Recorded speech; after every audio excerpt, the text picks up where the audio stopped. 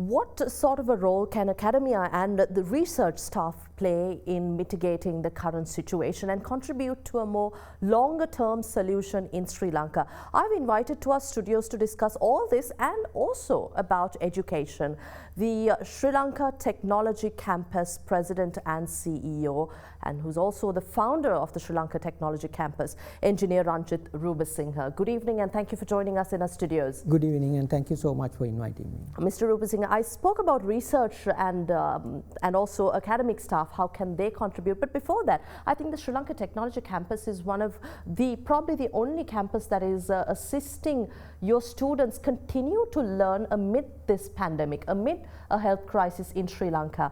You've used technology here, but my question here is how can we help across the country mitigate the impact on education as children stay at home and also professionals continue to stay at home during this pandemic while education can even continue at home when across the world we see distance learning methods being implemented?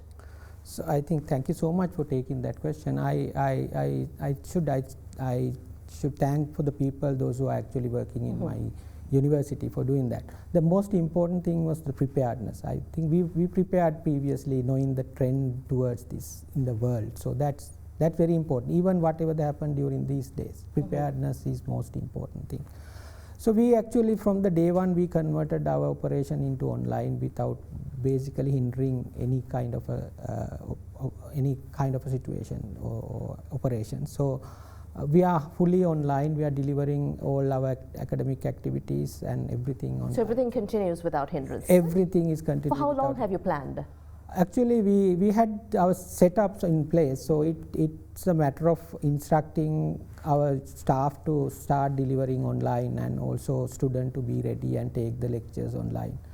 So we have now basically improved over the time within last couple of years into a different level in online delivery platform. So we can actually expand this to the entire country or the other institutions as well.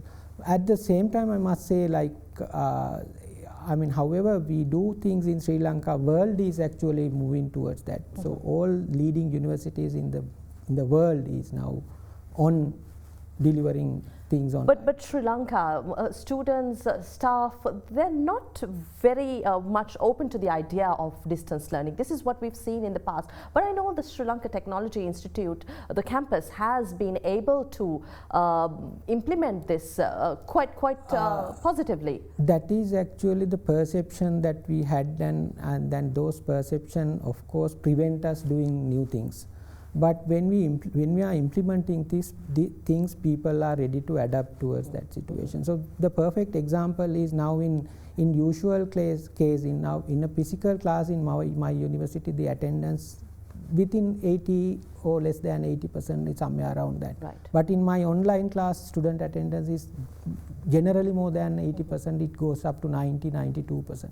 So these students will definitely be ready to adapt. How can we look at a longer term solution? Because yes, COVID-19, this is not it. We have to look at preparing ourselves. As you said, you prepared ahead when the world trend was changing. But in Sri Lanka, how can we use technology for the future and the betterment of education? And also, we know that technology, there are challenges across the country where we reach the most remote areas, but while that challenge remains, how do you propose we go about this? One thing you asked about the technology readiness in Sri Lanka. So I think we are a country with the reasonably high penetration in 4G and 3G technology. So internet penetration is quite high.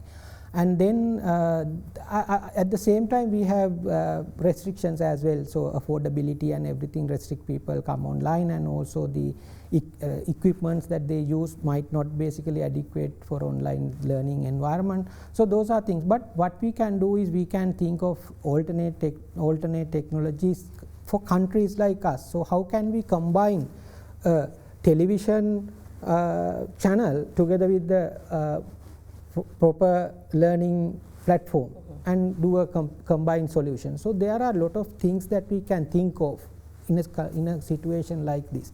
And at the same time, what I should highlight here is it's very important that we think in long term, because we should not expect this to be finished within a couple of weeks, just after curfew goes off. So the industry like education should plan for at least a semester.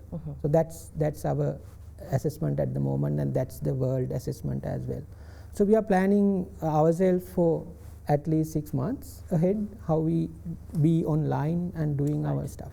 So it's very important to keeping standards in education. So those are the challenges that we actually There is one more area I'd like to venture into. As I said, we'd like to talk about research and the help of academia in mitigating the current situation and looking at research-led innovations using technology. The Sri Lanka Technology Campus, what's the contribution here, and what do you personally see in terms of the contribution of academia and research?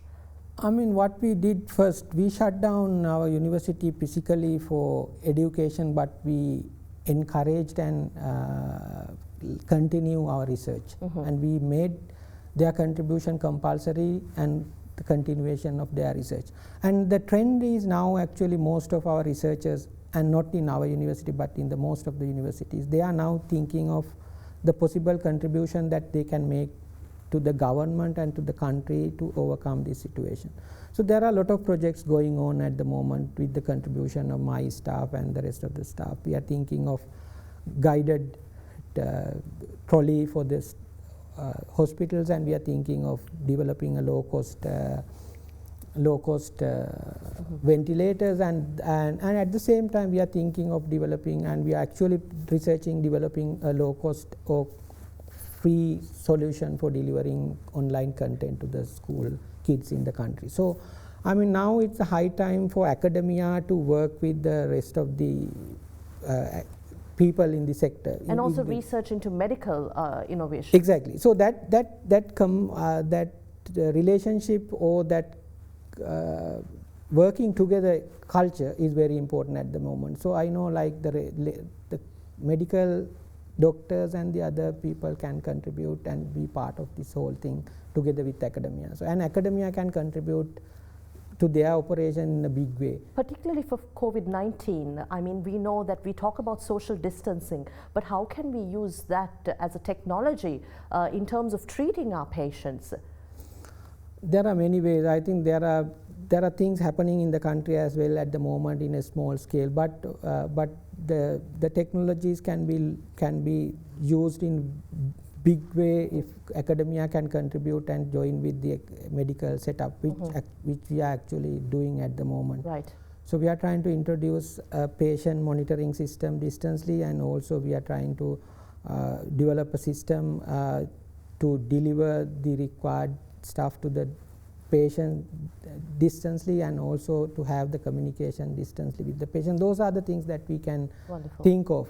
And at the same time, it's very important that we think of a long-term solution for everything where academia can be part of in a big way. Thank you very much, Mr. Rubasinghe, for joining us. We had with us engineer Ranjith Rubasinghe joining us on First at 9.